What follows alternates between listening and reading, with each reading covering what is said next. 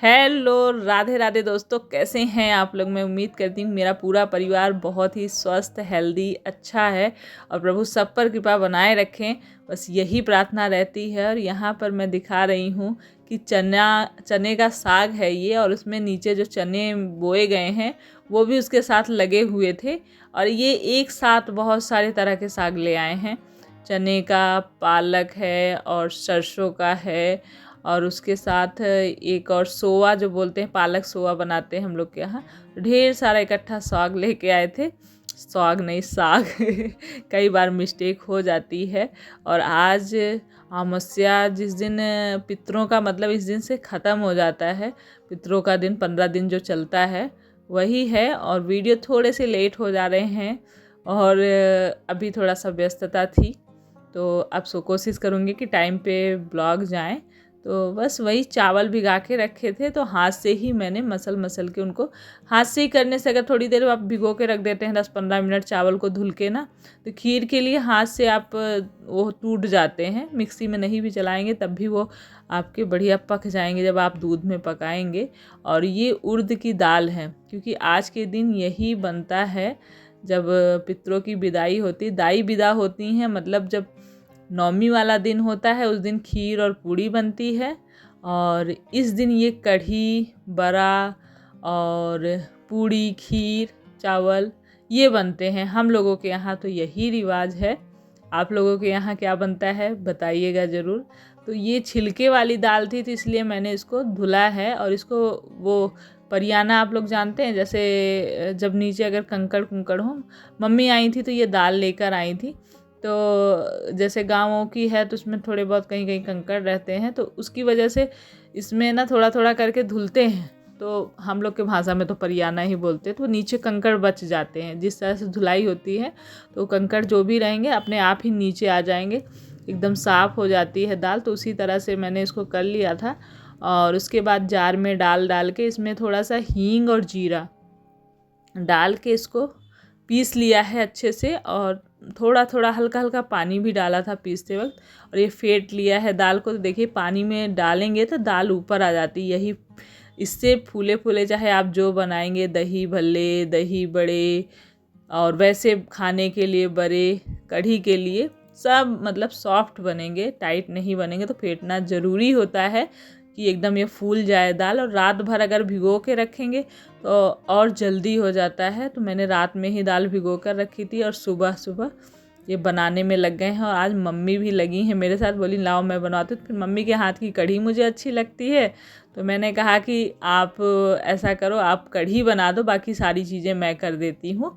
तो मम्मी कढ़ी बड़ा छानना शुरू कर दी हैं। तो ये गोले गोले से बड़े बड़े बोलेंगे। तो इसको हाथ में पानी लगा लगा के, उड़द की दाल में और कुछ नहीं मिलाया है, बस वही जो आप लोगों ने देखा था जीरा और हींग, वही डाल के, नमक नहीं डालते हैं क्योंकि नमक डालने से और एकदम गीली हो जाती है दाल, एकदम गीली गीली। तो ये बड़े छोटे वाले तो बन जाते हैं, जैसे हम छोटे छोटे तोड़ के भल्ले के लिए बनाते हैं वैसे तो बन जाते हैं। पर अगर आपको ऐसे बड़े बड़े बड़े बनाने हैं तो उसमें दिक्कत आती है, इसलिए नमक नहीं डालते हैं। और बस, और यहाँ पर मैं लहसुन, मिर्च, जीरा ये थोड़ा सा पीस लूँगी कढ़ी के लिए। तो बहुत सारे लोग शायद पितरपक्ष में नहीं बनाते हैं, लेकिन हमारे यहाँ बनाते हैं। आज के दिन जब अमावस्या के दिन बनाते हैं तो इसमें लहसुन वगैरह भी डालते हैं कढ़ी में। और फिर ये भी कहा जाता है कि जो वो लोग खाते हैं, पितर लोग जैसे हमारे हैं, हमारे यहाँ हमेशा से लहसुन प्याज खाया जाता है, तो उनके पसंद में तो वही आता है। तो बिना लहसुन प्याज के नहीं बनाया जाता है। तो थोड़े से बड़े मैंने गरम गरम ही हल्का सा गुनगुना पानी करके, नमक पानी में नमक डाल के उसमें डाल दिया है, वो दही के साथ बन जाएंगे। और ये लंबे लंबे मम्मी बना रही हैं, जो रिकवच सुना है आप लोगों ने, रिकवच बोला जाता है। तो मम्मी इस तरह से बनाती हैं, इनको बड़े बड़े छान के फिर इनको काट काट के डाल देंगे। थोड़ी सी दाल को बचा लिया था और इस पानी में घोल लिया है दाल को। तो ये कढ़ी में जैसे हम बेसन घोल के डालते हैं ना, वैसे ही इसमें ये उड़द की दाल का ही घोल पड़ेगा।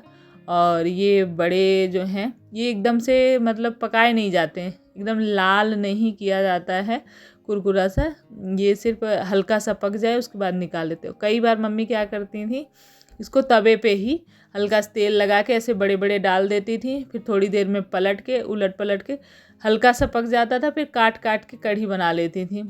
तो बहुत ही टेस्टी बनती थी और तेल भी बहुत कम लगता था। जिनको तेल से दिक्कत है, ऑयल मतलब एकदम बिल्कुल कम खाना चाहते हैं, तो ये वाला भी ऑप्शन बहुत ही अच्छा है।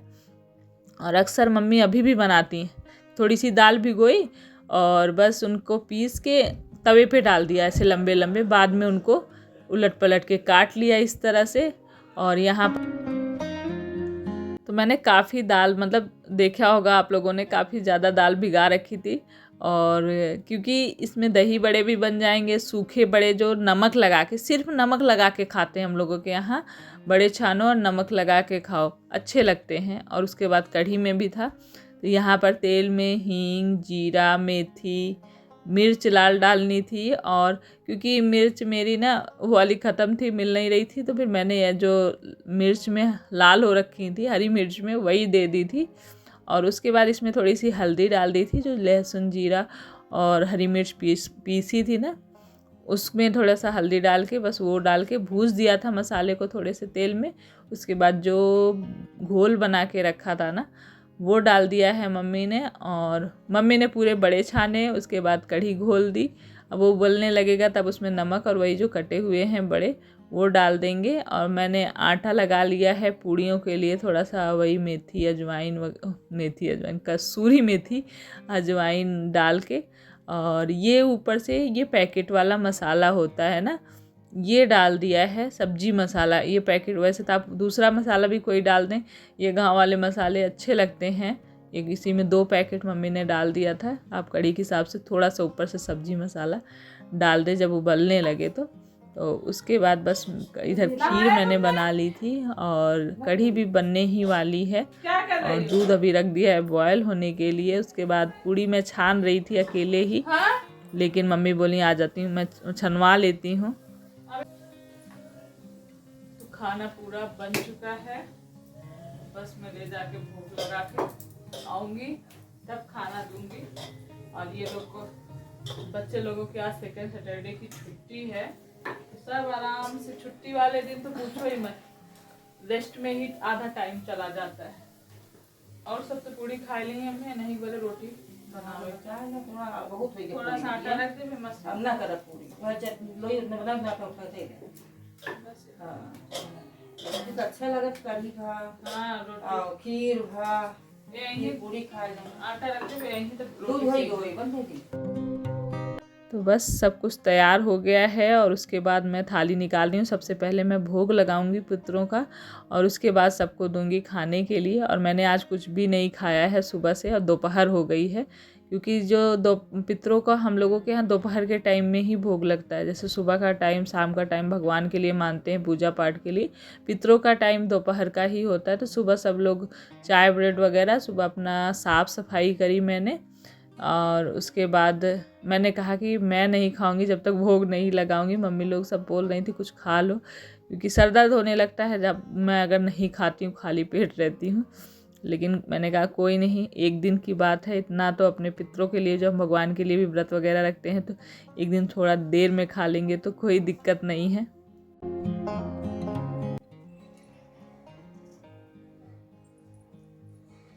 अभी शाम हो गई है और थोड़ी देर दोपहर में खाना पीना सब कुछ करके रेस्ट किया और उसके बाद इस छत पे फिर आ गई हूँ। सुबह ये कपड़े तो सुबह धुले थे, सूख गए हैं, और अभी ये कपड़े लाई हूँ क्योंकि कल रहेगा नवरात्र का पहला दिन और सुबह हमें पूजा पाठ करनी होती है, उसमें काफ़ी टाइम लगता है। सुबह फिर वॉशिंग वगैरह लगा दूँगी तो फिर इधर फंस जाऊँगी, पूजा पाठ के लिए टाइम कम हो जाएगा। और सुबह सुबह पूजा करना अच्छा होता है, इस चक्कर में कि सुबह लेट ना हो पूजा पाठ में। अभी कपड़े लेकर आई हूँ छत पे। दीपू आए, दीपू बेटा उसमें पानी लगा दो जरा, वाशिंग में पानी लगा दो। थोड़ा सा आज सर दर्द पता नहीं क्यों कई दिनों के बाद हो रहा था, तो अभी दवाई खाई मैंने, थोड़ा सा रेस्ट किया है, फिर उठी हूँ। अब काम करना शुरू करूँगी। अभी दिमाग में बहुत सारे काम हो रखे हैं कि ये करना है वो करना है, देखती हूँ क्या कर पाती हूँ और क्या रह जाता है। तो यहाँ तवे पे जीरा ये भूज रहे हैं, मैं भूजने जा रही थी। और बर्तन वगैरह भी पड़े थे दोपहर में, जैसे तो तबीयत डाउन, देर से खाना पीना हुआ तो नहीं धुला था, बर्तन धुलने जा रही थी तो ये बोले लाओ मैं कर देता हूँ। तो जीरा उरा भूज के पीसे ये, उसके बाद जीरा, थोड़ा सा चाट मसाला और काला नमक, यही। और ये मैंने जामन निकाल के रख दिया, दही जमा रखी थी घर में ही, तो जो बड़े बना कर रखे हैं ना, बस उसी के लिए मैंने दही थोड़ी सी फेंट ली है। और ये वही नमक पानी में भिगोने के बाद पानी बाद में निकाल के फ्रीज में रख दिए थे मैंने इनको। और अब बस इसको रख के और इसमें ऊपर से जीरा और भी आप हरा धनिया और भी मसाले वगैरह जो खाना चाहते हैं इसको ऊपर से डाल सकते हैं।